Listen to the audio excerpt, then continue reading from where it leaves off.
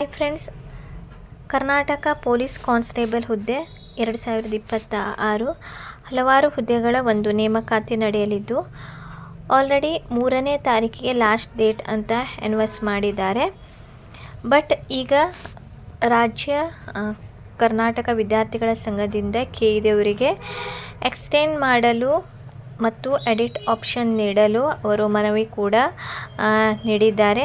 ಇವಾಗ ಭೇಟಿ ಮಾಡಿದ್ವಿ. ಕೆಇದಲ್ಲಿ ಏನಂದ್ರೆ ಪೊಲೀಸ್ ಕಾನ್ಸ್ಟೇಬಲ್ ಅಪ್ಲಿಕೇಶನ್ ಹಾಕಬೇಕಾದ್ರೆ ಒಂದೆರಡು ಸಮಸ್ಯೆ ಎಲ್ಲ ಮಲ್ಟಿಪಲ್ ಇಶ್ಯೂಸ್ ಇದೆ. ಅದಕ್ಕೆ 15 ಡೇಸ್ ಟೈಮ್ ಎಕ್ಸ್ಟೆಂಡ್ ಮಾಡಬೇಕಾದ್ರೆ ಅಪ್ಲಿಕೇಶನ್ ಹಾಕಿ ಡೇಟ್ ಎಕ್ಸ್ಟೆಂಡ್ ಮಾಡಬೇಕು. ನೆಕ್ಸ್ಟ್ ಎಡಿಟ್ ಆಪ್ಷನ್ ಕೊಡಬೇಕು ಅಂತ ಹೇಳ್ಕೊಂಡು ಮನವಿ ಮಾಡ್ಕೊಂಡಿದ್ದೀವಿ. ಯಾಕೆ ಅಂತಂದ್ರೆ ಒಂದು ಪೇಮೆಂಟ್ ಇಶ್ಯೂಸ್ ಇದೆ. ಎರಡನೇದು ಡಿಪ್ಲೊಮಾ ಅಂದರೆ diploma is equal into PUC. ಆದರೆ ಡಿಪ್ಲೊಮಾ ಅಪ್ಲಿಕೇಶನ್ನೇ ತಗೊಳ್ತಾ ಇಲ್ಲ ನಿನ್ನೆಯಿಂದ. ಮತ್ತೆ ಇನ್ನೊಂದು ನಾನ್ ಎಚ್ ಕೆದಲ್ಲಿ ಅಪ್ಲಿಕೇಶನ್ ಹಾಕಾಗ್ತಾ ಇಲ್ಲ, ಮತ್ತೆ ಎಚ್ ಕೆಯಿಂದ ನಾನ್ ಎಚ್ ಕೆ ಅಪ್ಲಿಕೇಶನ್ ಆಗ್ತಾ ಇಲ್ಲ.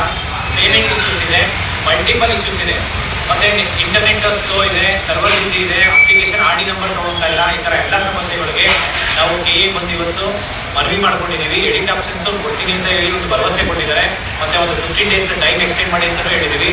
ಕೊಡ್ತೀನಿ ಅಂತ ಭರವಸೆ ಕೊಟ್ಟಿದ್ದಾರೆ. ಸೊ ಫ್ರೆಂಡ್ಸ್, ನೀವು ನೋಡಿದ್ದೀರಿ, ವಿದ್ಯಾರ್ಥಿಗಳ ಸಂಘದಿಂದ ಕೆಇದವರಿಗೆ ಆಲ್ರೆಡಿ ಮನವಿ ಪತ್ರಿಕೆ ಕೂಡ ಸಲ್ಲಿಕೆ ಆಗಿದೆ. ಬಟ್ ಗೊತ್ತಿಲ್ಲ ಕೆಇದವರು ಯಾವ ಡಿಸಿಷನ್ ತೆಗೆದುಕೊಳ್ಳುತ್ತಾರೆ ಅಂತ, ಎಕ್ಸ್ಟೆಂಡ್ ಮಾಡುತ್ತಾರೆ ಅಥವಾ ಇಲ್ಲ ಅಂತ. ಬಟ್ ತುಂಬ ಜನರು ನೀವು ಕೂಡ ನಿಮ್ಮ ಮೊಬೈಲಿಂದಲೇ ನಿಮ್ಮ ಒಂದು ಅಪ್ಲಿಕೇಶನ್ ಯಾವ ರೀತಿ ಹಾಕಬಹುದು ಅಂತ ಕೂಡ ನೀವು ನೋಡಬಹುದು. ಏನಾದರೂ ಪ್ರಾಬ್ಲಮ್ ಇದ್ದರೂ ಕೂಡ ನೀವು ಈ ಒಂದು ಕೆಎ ವೆಬ್ಸೈಟಿಗೆ ಹೋಗಿ ಕೂಡ ನಿಮ್ಮ ಅರ್ಜಿ ಸಲ್ಲಿಕೆ ಸಬ್ಮಿಟ್ ಆಗಿದೆ ಇಲ್ಲ ಅಂತ ಕೂಡ ಚೆಕ್ ಮಾಡಬಹುದು. ಯಾವ ರೀತಿ ಅಂದರೆ, ಮೊದಲು ನೀವು ಒಂದು ಕ್ರೋಮಿಗೆ ಹೋಗಿ ಕೆಇ ಅಂತ ಸರ್ಚ್ ಮಾಡಿದಾಗ ಈ ಥರ ಒಂದು ಪೇಜ್ ಓಪನ್ ಆಗುತ್ತದೆ. ಆಮೇಲೆ ಇಲ್ಲಿ ನೀವು ನೇಮಕಾತಿ ಇದರ ಮೇಲೆ ನೀವು ಕ್ಲಿಕ್ ಮಾಡಬೇಕು.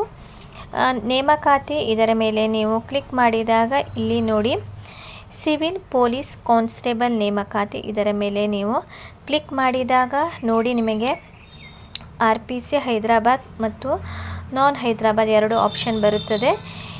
ನೀವು ಯಾವುದಕ್ಕೆ ಅಪ್ಲಿಕೇಶನ್ ಹಾಕುತ್ತೀರಿ ಅದರ ಮೇಲೆ ನೀವು ಕ್ಲಿಕ್ ಮಾಡುವುದು. ಫಾರ್ ಎಕ್ಸಾಂಪಲ್ ನಾನು ಇಲ್ಲಿ RPC ನಾನ್ ಹೈದರಾಬಾದ್ ಇದರ ಮೇಲೆ ನಾನು ಕ್ಲಿಕ್ ಮಾಡುತ್ತೇನೆ. ನೋಡಿ, ಕ್ಲಿಕ್ ಮಾಡಿದಾಗ ಸಿವಿಲ್ ಪೊಲೀಸ್ ಕಾನ್ಸ್ಟೇಬಲ್ RPC, ಇಲ್ಲಿ ನೋಡಿ ಸಿವಿಲ್ ಪೊಲೀಸ್ ಕಾನ್ಸ್ಟೇಬಲ್ ಅಧಿಸೂಚನೆ.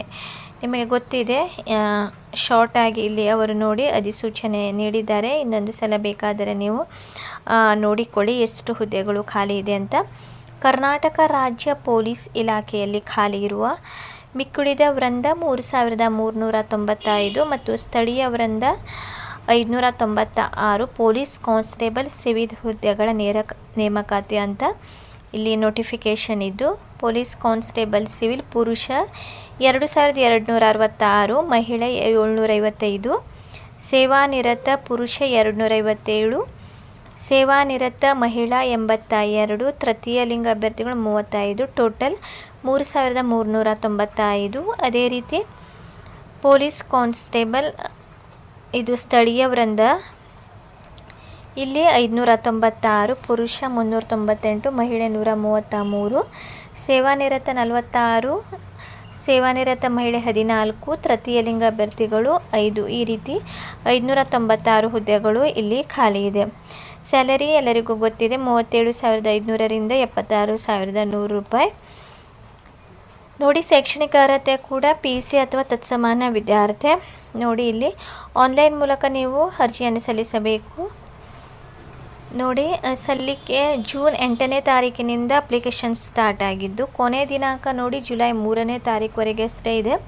ಶುಲ್ಕ ಪಾವತಿಸಲು 4ನೇ ತಾರೀಕು ಲಾಸ್ಟ್ ಇದೆ ಜುಲೈ. ಬಟ್ ನೋಡುವ, ಮನವಿ ಆಲ್ರೆಡಿ ಸಲ್ಲಿಸಿದ್ದಾರೆ. ಏನಾಗುತ್ತದೆ, ಎಕ್ಸ್ಟೆಂಡ್ ಆಗುತ್ತದೆ ಮತ್ತು ಎಡಿಟ್ ಆಪ್ಷನ್ ಇಡುತ್ತಾರೆ ಇಲ್ಲವ ಅಂತ. ಬಟ್ ನೋಡಿ ಫ್ರೆಂಡ್ಸ್, ಹೆಚ್ಚು ದಿನ ಇಲ್ಲ, ಒಂದು 2 ಡೇಸ್ ಅಷ್ಟೇ ಬಾಕಿ ಇದೆ.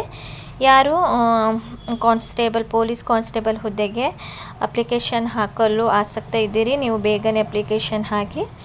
ಆಲ್ರೆಡಿ ನೋಡಿ, ನಿಮಗೆ ಒಂದು ಐಡಿಯಾ ಕೂಡ ಬರುತ್ತದೆ ಸ್ಪರ್ಧಾತ್ಮಕ ಪರೀಕ್ಷೆ ಯಾವಾಗ ನಡೆಯುತ್ತದೆ ಅಂದರೆ ಆಗಸ್ಟ್ 2ನೇ ತಾರೀಕಿಗೆ ಮಿಕ್ಕುಳಿದ ವೃಂದ ಇವರಿಗೆ 10:30ರಿಂದ 12 ಗಂಟೆ ಇಲ್ಲಿ ವಿಷಯ ಕೂಡ ನೀಡಿದ್ದಾರೆ. ಸಾಮಾನ್ಯ ಜ್ಞಾನ, ವಿಜ್ಞಾನ, ಭೂಗೋಳ, ಇತಿಹಾಸ, ಭಾರತ ಸಂವಿಧಾನ, ರಾಷ್ಟ್ರೀಯ ಸ್ವಾತಂತ್ರ್ಯ.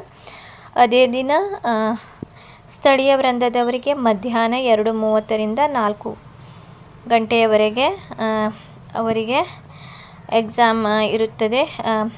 100 ಅಂಕಗಳ ಒಂದು ಗಂಟೆಯ ಅವಧಿ, 1.5 ಗಂಟೆಗಳ ಕಾಲಾವಕಾಶ ಇರುತ್ತದೆ ಫ್ರೆಂಡ್ಸ್. ನಿಮಗೆ ಎಲ್ಲ ಗೊತ್ತಿದೆ ಯಾವ ರೀತಿ ಪರೀಕ್ಷೆ ಇರುತ್ತದೆ ಅಂತ. ಅದು ನೆಕ್ಸ್ಟ್ ವಿಡಿಯೋದಲ್ಲಿ ಬೇಕಾದರೆ ತಿಳಿಸಿಕೊಡುತ್ತೇನೆ. ಇದು ಒಂದು ಶಾರ್ಟ್ ನೋಟಿಫಿಕೇಷನ್ ಆಗಿರುತ್ತದೆ. ಫಾರ್ ರಿಮೈಂಡರ್ ಸಲುವಾಗಿ ನಾನು ಇದು ನಿಮಗೆ ತಿಳಿಸಿಕೊಟ್ಟಿದ್ದೇನೆ. ಲಾಂಗ್ ನೋಟಿಫಿಕೇಷನ್ ಹಿಂದಿನ ಒಂದು ಆಲ್ರೆಡಿ ಅವರು ಕೇಳಿದವರೇ ಹಾಕಿದ್ದಾರೆ. ಸೊ ಈಗ ನೀವು ಇಲ್ಲಿ ಬ್ಯಾಕ್ ಹೋದಾಗ ಇಲ್ಲಿ ನೋಡಿ, ಆನ್ಲೈನ್ ಅರ್ಜಿ ಸಲ್ಲಿಕೆ ಲಿಂಕ್, ಇದರ ಮೇಲೆ ನೀವು ಕ್ಲಿಕ್ ಮಾಡಿದಾಗ ನೋಡಿ ಫ್ರೆಂಡ್ಸ್, ಇಲ್ಲಿ 6 ಸ್ಟೆಪ್ಸ್ ಇದೆ. ಸೊ ನೀವು ಒನ್ ಬೈ ಒನ್ ಆಗಿ ನೀವು ಇದರ ಮೇಲೆ ಕ್ಲಿಕ್ ಮಾಡುವುದು. ನೋಡಿ ಇಲ್ಲಿ ನಿಮ್ಮ ಒಂದು 10th ರಿಜಿಸ್ಟ್ರೇಷನ್ ನಂಬರ್, ಆಮೇಲೆ ಯಾವ ಬೋರ್ಡ್, ಸ್ಟೇಟ್ ಬೋರ್ಡ, SLC, Karnataka open school examination, other board ಯಾವುದು ಅಂತ ನೀವು ಸೆಲೆಕ್ಟ್ ಮಾಡುವುದು. ಆಮೇಲೆ ಕ್ಯಾಪ್ಚಾ ತುಂಬುವುದು, ಸಬ್ಮಿಟ್ ಕೊಡುವುದು. ನೆಕ್ಸ್ಟ್ ಸೆಕೆಂಡ್ ಸ್ಟೆಪ್ ಕೂಡ ಹಾಗೆಯೇ ನಿಮ್ಮ ಒಂದು ಇಲ್ಲಿ ನಿಮಗೆ ಒಂದು ಫಸ್ಟ್ ಸ್ಟೆಪ್ ಮಾಡಿದಾಗ ನಿಮಗೆ ಒಂದು ಅಲ್ಲಿ ಅಪ್ಲಿಕೇಶನ್ ID ಕೂಡ ಕ್ರಿಯೇಟ್ ಆಗುತ್ತದೆ. ಸೊ ನೀವು ಸಬ್ಮಿಟ್ ಮಾಡಿದಾಗ ಅಪ್ಲಿಕೇಶನ್ ID ಹಾಕುವುದು, 10th ಮಾರ್ಕ್ಸ್ ಕಾರ್ಡನ್ನು ಒಂದು ಡೇಟ್ ಆಫ್ ಬರ್ತ್ ಯಾವ ರೀತಿ ಇದೆ ಅದೇ ಥರ ಹಾಕುವುದು, ಕ್ಯಾಪ್ಚಾ ಹಾಕುವುದು, ಸಬ್ಮಿಟ್ ಮಾಡುವುದು. ಈ ರೀತಿಯಾಗಿ ನೀವು ಆಮೇಲೆ ಫೀಸ್ ಕೂಡ ಅದೇ ರೀತಿ, ಸ್ಟೇಟಸ್ ಕೂಡ ನೀವು ಇಲ್ಲಿ ಇದರ ಮೇಲೆ ಕ್ಲಿಕ್ ಮಾಡಿ ನಿಮ್ಮ ಒಂದು application ID, date of birth ಹಾಕಿ ನೀವು ಕ್ಲಿಕ್ ಮಾಡಬಹುದು. ನಿಮ್ಮ ಒಂದು ಇದು ಶುಲ್ಕ ಪಾವತಿ ಆಗಿದೆ ಅಥವಾ ಇಲ್ಲ ಅಂತ. ಸೊ ನೋಡಿ, ನೀವು ಅಪ್ಲಿಕೇಶನ್ ನಂಬರ್ ಸಿಕ್ಕಿ ನಿಮ್ಮ ಪ್ರಿಂಟ್ ತೆಗೆದುಕೊಳ್ಳದೆ ಇದ್ದರೂ ಕೂಡ ನೀವು ಇದರ ಮೇಲೆ ಕ್ಲಿಕ್ ಮಾಡಿ ನಿಮ್ಮ ಅಪ್ಲಿಕೇಶನ್ ನಂಬರ್ ಹಾಕಿ, ಡೇಟ್ ಆಫ್ ಬರ್ತ್ ಹಾಕಿ ನೀವು ನಿಮ್ಮ ಅಪ್ಲಿಕೇಶನ್ ಪ್ರಿಂಟ್ ಕೂಡ ತೆಗೆದುಕೊಳ್ಳಬಹುದು. ನೋಡಿ, ಅವರು ಇಲ್ಲಿ ನಿಮ್ಮ ಒಂದು ಅಪ್ಲಿಕೇಶನ್ ID ಯಾವ ರೀತಿ ನಿಮಗೆ ಸಿಗುತ್ತದೆ ಅಂತ ಕೂಡ ಇಲ್ಲಿ ಮಾಹಿತಿ ನೀಡಿದ್ದಾರೆ. Find your application ID using your SLC registration number and date of ಬರ್ತ್ ಮತ್ತು SLCಯ ಒಂದು ರಿಜಿಸ್ಟ್ರೇಷನ್ ನಂಬರ್ ಆಗಿ ನಿಮಗೆ ಅಲ್ಲಿ ಒಂದು ಅಪ್ಲಿಕೇಶನ್ ನಂಬರ್ ಕೂಡ ಕ್ರಿಯೇಟ್ ಆಗುತ್ತದೆ. ಈ ರೀತಿ ಒನ್ ಬೈ ಒನ್ ನಿಮ್ಮ ಎಲ್ಲದೂ ಕೂಡ ನೀವು ಇಲ್ಲಿ ಒಂದು 6 ಸ್ಟೆಪ್ ಕಂಪ್ಲೀಟ್ ಆಗಬೇಕು ಫ್ರೆಂಡ್ಸ್. ಇದರ ಮೇಲೆ ನೀವು ಕ್ಲಿಕ್ ಮಾಡಿದಾಗ ಒನ್ ಬೈ ಒನ್ ಸ್ಟೆಪ್ ಬರುತ್ತಾ ಹೋಗುತ್ತದೆ. ಯಾಕಂದರೆ ಈಗ ನನ್ನ ಹತ್ತಿರ ಅಪ್ಲಿಕೇಶನ್ ಹಾಕಲು ಯಾರೂ ಇಲ್ಲ. ಸೊ ಅದರ ಸಲುವಾಗಿ ನಾನು ಈ ರೀತಿ ಮಾಡಿದರೆ ನಿಮಗೆ ಒಂದು ಅಪ್ಲಿಕೇಶನ್ ID ಕ್ರಿಯೇಟ್ ಆಗುತ್ತದೆ ಅಂತ ಕೊಡ್ತಾ ಇದ್ದೀನಿ ಫ್ರೆಂಡ್ಸ್. ನೋಡಿ, ಈ ರೀತಿಯಾಗಿ ನೀವು ನಿಮ್ಮ ಒಂದು KA ವೆಬ್ಸೈಟಿಗೆ ಹೋಗಿ ನೀವು ಮೊಬೈಲ್ನಿಂದಲೇ ಅಪ್ಲಿಕೇಶನನ್ನು ಹಾಕಬಹುದು. ಆಮೇಲೆ ನೀವು ಇಲ್ಲಿ ಬ್ಯಾಕ್ ಹೋದಾಗ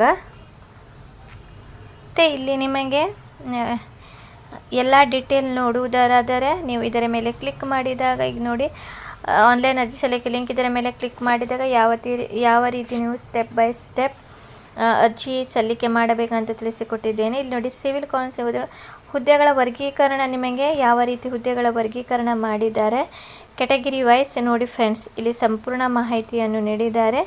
ನೀವು ಇದನ್ನು ಚೆನ್ನಾಗಿ ನೋಡಿಕೊಳ್ಳಿ. ಯಾವ ಒಂದು ಕ್ಯಾಟಗಿರಿಗೆ ಎಷ್ಟು ಹುದ್ದೆ ಖಾಲಿ ಇದೆ, ಗ್ರಾಮೀಣ, ಕನ್ನಡ ಮಾಧ್ಯಮ, ಯೋಜನಾ ನಿರಾಶ್ರಿತ, ಮಾಜಿ ಸೈನಿಕರು, ಈ ರೀತಿಯಾಗಿ ಇಲ್ಲಿ ಹುದ್ದೆಗಳ ವರ್ಗೀಕರಣ ಮಾಡಿದ್ದಾರೆ. ನೀವು ನೋಡಿ ಅಪ್ಲಿಕೇಶನನ್ನು ಸಲ್ಲಿಸಬಹುದು.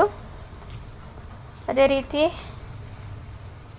ಮೀಸಲಾತಿ ಪ್ರಮಾಣ ಪತ್ರ ಅಂದರೆ ಕನ್ನಡ ಮಾಧ್ಯಮ ಆಗಲಿ, ಕಾಸ್ಟ್ ಸರ್ಟಿಫಿಕೇಟ್ ಮತ್ತು ಯೋಜನಾ ನಿರಾಶ್ರಿತರಿಗೆ ಗ್ರಾಮೀಣ ಮಾಧ್ಯಮ, ಈ ರೀತಿ ಯಾವ ಒಂದು ಫಾರ್ಮ್ಯಾಟ್ನಲ್ಲಿ ನೀವು ಪ್ರಮಾಣ ಪತ್ರ ಮಾಡಬೇಕಂತ ಕೂಡ ಇಲ್ಲಿ ಫಾರ್ಮ್ಯಾಟ್ ಕೂಡ ನೀಡಿದ್ದಾರೆ ಫ್ರೆಂಡ್ಸ್. ಇದನ್ನು ರೆಫರ್ ಮಾಡಿ ನೀವು ನಿಮ್ಮ ಒಂದು ಮೀಸಲಾತಿಗೆ ಅನುಗುಣವಾಗಿ ನೀವು ಪ್ರಮಾಣ ಪತ್ರವನ್ನು ಕೂಡ ಮಾಡಬಹುದು. ಎಲ್ಲದೂ ಕೂಡ ಅವರು ಡಿಟೇಲ್ ಆಗಿ ಇಲ್ಲಿ ನೀಡಿದ್ದಾರೆ. ಆಮೇಲೆ ನೋಡಿ, ಸಿವಿಲ್ ಪೊಲೀಸ್ ಕಾನ್ಸ್ಟೇಬಲ್ ಅಧಿಸೂಚನೆ ಸಂಪೂರ್ಣ ನೋಡಿ, ನಾನು ಇಲ್ಲಿ ಮೇಲುಗಡೆ ಅವರು ಆಲ್ರೆಡಿ ತಿಳಿಸಿಕೊಟ್ಟಿದೆ, ಶಾರ್ಟ್ ಆಗಿ ತಿಳಿಸಿಕೊಟ್ಟಿದ್ದರು ಅಧಿಸೂಚನೆ. ಇಲ್ಲಿ ನೋಡಿ ಎಲ್ಲದು ಸಂಪೂರ್ಣ ಮಾಹಿತಿ, ಅರ್ಜಿ ಶುಲ್ಕ, ಯಾವ ರೀತಿ ಎಕ್ಸಾಮ್ ಇರುತ್ತದೆ, ನಿಮ್ಮ ಒಂದು ತೂಕ, ಎತ್ತರ, ಯಾವೆಲ್ಲ ಡಾಕ್ಯುಮೆಂಟ್ಸ್ ಬೇಕು, ದೇಹದ ಅಳತೆ ಪರೀಕ್ಷೆ ಯಾವ ರೀತಿ ಇರುತ್ತದೆ, ಪುರುಷರ ಎತ್ತರ, ಮಹಿಳೆಯರ ಎತ್ತರ, ಆಮೇಲೆ ಇಲ್ಲಿ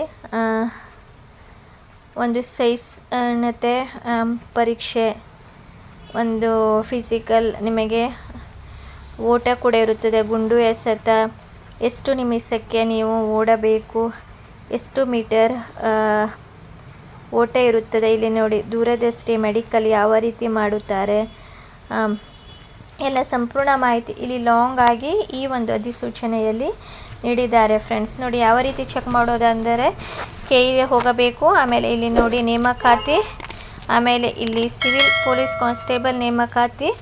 ಇಲ್ಲಿ ನೋಡಿ 2 ಆಪ್ಷನ್ ನೀಡಿದ್ದಾರೆ, RPC ಒಂದು KK, RPC ಬೇಕಾದರೆ RPC ಮೇಲೆ ಕ್ಲಿಕ್ ಮಾಡೋದು, KK ಹೈದರಾಬಾದ್ ಇದ್ದವರು ಇದರ ಮೇಲೆ ಕ್ಲಿಕ್ ಮಾಡೋದು. ನೋಡಿ ಈಗ ನಾನು ಹೈದರಾಬಾದ್ ಮಾಡಿದ ಮೇಲೆ ನೋಡಿ ಹೈದರಾಬಾದಿನ ಸಿವಿಲ್ ಕಾನ್ಸ್ಟೇಬಲ್ ಹುದ್ದೆನ ಎಲ್ಲ ಸೇಮ್. ಇಲ್ಲಿ ನೀವು ಇದರ ಮೇಲೆ ಕ್ಲಿಕ್ ಮಾಡಿ, ಇಲ್ಲಿ ಅಧಿಸೂಚನೆ ಇದೆ, ಯಾವ ರೀತಿ ಪ್ರಮಾಣ ಪತ್ರ ಇದೆ, ಹುದ್ದೆಗಳ ವರ್ಗೀಕರಣ ಇದೆ, KK ಅವರದು, ಕಲ್ಯಾಣ ಕರ್ನಾಟಕದವರದು ಅರ್ಜಿ. ಇಲ್ಲಿ ಕೂಡ ನೋಡಿ ಅರ್ಜಿ ಸಲ್ಲಿಕೆ ಲಿಂಕ್ ಈ ರೀತಿಯಾಗಿ ನೋಡಿ ನೀವು 6 ಸ್ಟೆಪ್ ಮೇಲೆ ಕ್ಲಿಕ್ ಮಾಡಿ 1 by 1 ಅಪ್ಲೋಡ್ ಮಾಡುವುದು. ಈ ರೀತಿಯಾಗಿ ಫ್ರೆಂಡ್ಸ್ ನೀವು ಈಸಿಯಾಗಿ ನಿಮ್ಮ ಮೊಬೈಲಿಂದಲೇ ಕೂಡ ನೀವು ಚೆಕ್ ಮಾಡಬಹುದು. ಆಯೋಗ್ ಅವರು 15 days ಎಕ್ಸ್ಟೆಂಡ್ ಮಾಡಲು ಮನವಿ ನೀಡಿದ್ದಾರೆ. ಎಕ್ಸ್ಟೆಂಡ್ ಆಗಲಿ ಅಂತ ನಾನು ಕೂಡ ಆಶಿಸುತ್ತೇನೆ. ಯಾಕಂದರೆ ತುಂಬ ಜನರಿಗೆ ಒಂದು ನೆಟ್ವರ್ಕ್ ಸಮಸ್ಯೆಯಿಂದ ಇನ್ನೂ ಕೂಡ ಅರ್ಜಿ ಸಲ್ಲಿಕೆ ಆಗಿಲ್ಲ. ಸೊ ಅಂಥವರಿಗೆ ಮತ್ತೆ ಅವಕಾಶ ಇರುತ್ತದೆ. ಕೆಲವಷ್ಟು ಅಭ್ಯರ್ಥಿಗಳ ಒಂದು ಮೀಸಲಾತಿಗೆ ಒಂದು ಪ್ರಮಾಣ ಪತ್ರ ಕೂಡ ರೆಡಿಯಾಗಿಲ್ಲ.